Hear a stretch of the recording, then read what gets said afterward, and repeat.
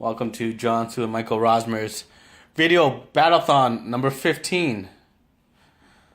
Last chapter, Laws of Success. And the last chapter is about what this book calls Cosmic Habit Force.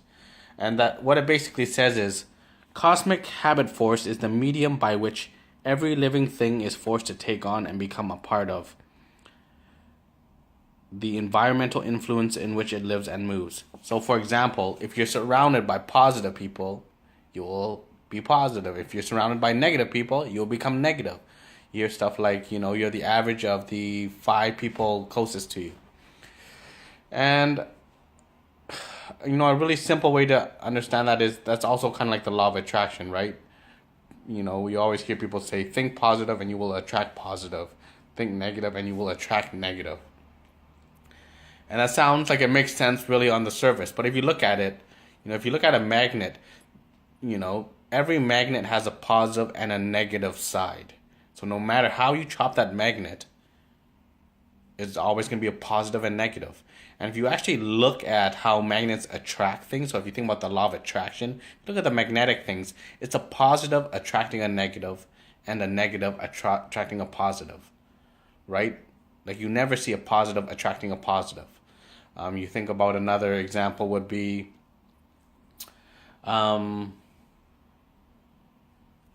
batteries. There's a positive on one side, there's a negative on one side. There's never two positives, right? When you put two positives together, they actually push each other away, right? So the interesting thing is, a lot of people misunderstand that. They think that, oh yeah, if I think positive, positive things will happen. And if you think about it, people who have to force themselves to be really positive, like if you look at them, some of the most people who try the hardest to become positive are actually inside really negative, or it's very clear that they are more, they're actually a more negative person than they are positive. They're trying to be positive when inside they really feel negative. And when you look at like really negative people, they have positive people in their life trying to help them, right? Like you see, like for example, homeless people. If you think about it, homeless people receive the most amount of help than your average Joe. Why? Because they're in such a negative state that, just kind of how things are designed, negative people receive positive support. So when you hear the law of attraction say, oh, positive attracts positive, it's a misunderstanding.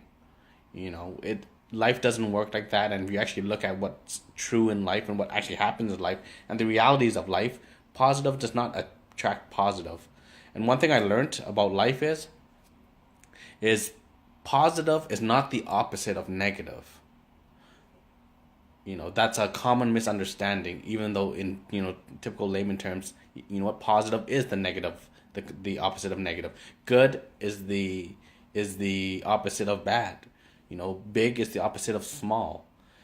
But when you look at real life, instead of thinking, A or B, better or worse, have you ever thought maybe that positive could be a complementary thing, a complement to a negative, or like good is the complement to, bad, or they both actually exist. When you look at life, or, if you look at when you actually feel like you've gotten something out of life or really get something in life, you realize that, that you see the bad and the good of things, being a real estate agent. The good thing is I'm self-employed. I can do whatever I want.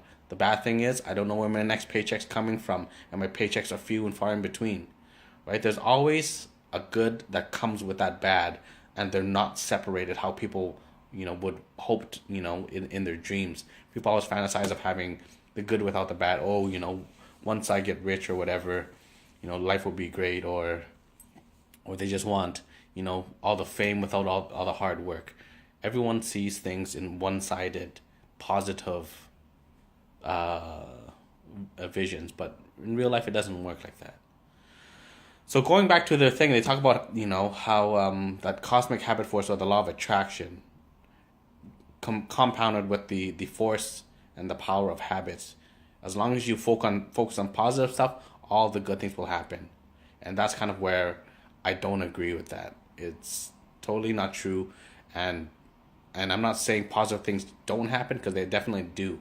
But when you focus only on the positive stuff and that's all you want, and you pretty much go into a deep mental repression of the negative, you will attract like more negative stuff, just because it's the positive negative relationship. The more skewed your perception is, the more, I guess, skewed the opposite perspective of is. So for example, kind of as you're growing up, when everything's done for you at home, you're thinking, oh man, life is good. Mom's got things cooked, laundry's done, socks are folded. I just wake up, I even come down. My God, the bed's even made for me. Then one day I moved out, had to do my own laundry. Wondered why all the dishes piled up and they didn't magically do themselves, like when I lived at mom. And besides paying the bills, which was crazy hard for the first time when I turned 18, I stopped taking money from my parents because that's what you do. But anyways, living out on my own and realizing the dishes don't, the fantasy of how everything was done for me, then I moved out. It was literally so difficult to keep a clean house. And I know all of you who had parents who took care of themselves. Our parents cleaned they worked, they cleaned, they did everything. We were spoiled kids. Now when we had to do it for the first time, do our own laundry, cook for ourselves, all that stuff, like that was a harsh learning curve. I thought, man, life sucks. I really appreciated what my mom and my sisters did for me when I lived at home. And yeah,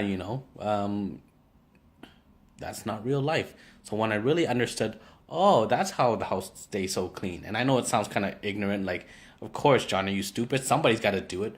But when things are always done for you without you needing to do it yourself, and it just happens, you don't really think or appreciate the work that went into it, right? And that was the harsh learning lesson of laundry and underwear and bed made doesn't happen on its own.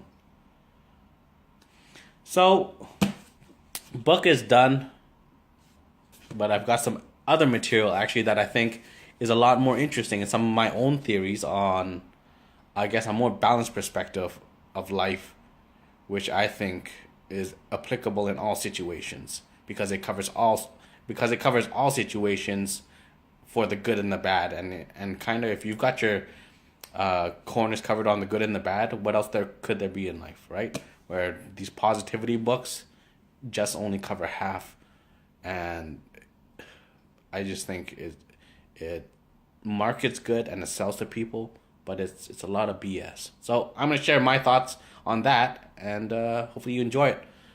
Stay tuned. And Michael Rosmer, get some damn videos up.